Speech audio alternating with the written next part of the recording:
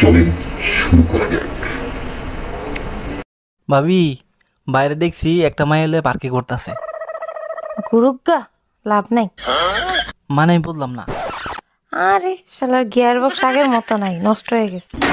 শালি কামডা করলো কি, একবারে গুড়া দিয়ে কেটে ফেলাইছে। এইবার যদি শিক্ষা হয় তোমাদের, আর যাবা ফাউ খাইতে? ডাক্তার এখন অনেক আধুনিক হয়ে গেছে, জোড়া দিলে 3 মাসের ভিতর ঠিক হয়ে যাবে। জোড়া দিলে ঠিক হইতে পারে, কিন্তু আগের মতো আর কথা বলবে না।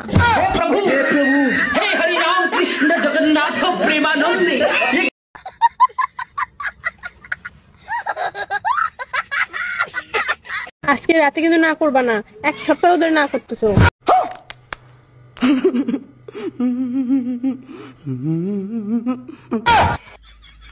এক সপ্তাহকে 1 মাস হয়ে গেল আমি এগুলা কাম করা হব না। যে শীত পড়ছে।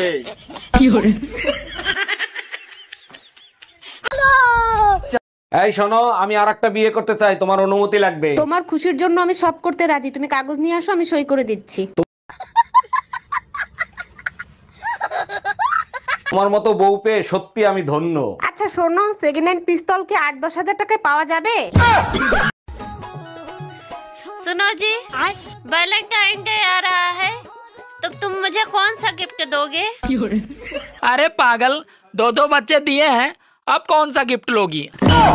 এই বমি করতেছো কেন, কোনো সুসংবাদ আছে নাকি? আরে না, সকালে তুমি ঝগড়া করে গেছো না, রাগ করে বিষ কিনে এনে খাইছি, বিষে কোনো কাজই করে নাই, এখন শুধু বমি আসতিছে। তোমারে কতবার বলছি যে কোনো জিনিস কেনার আগে ভালো করে চেক করে কিনবা, এখন টাকাও গেল কাজও হইল না।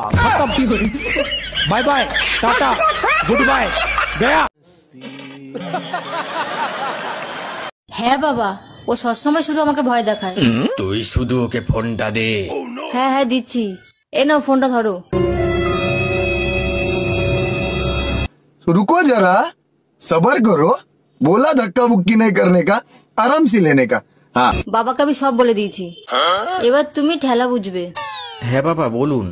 এই সব আমি কি শুনছি, তুমি নাকি সব সময় মেয়েকে ভয় দেখাও, এটা কি ঠিক? না না, আসলে বাবা।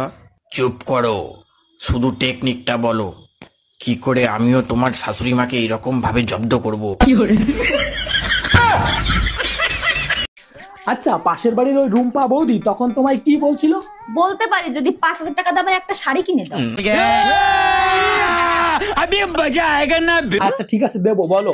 বলছিল তোমার বড় তো বলদ কেন, তুমি যা বলো তাই শোনে।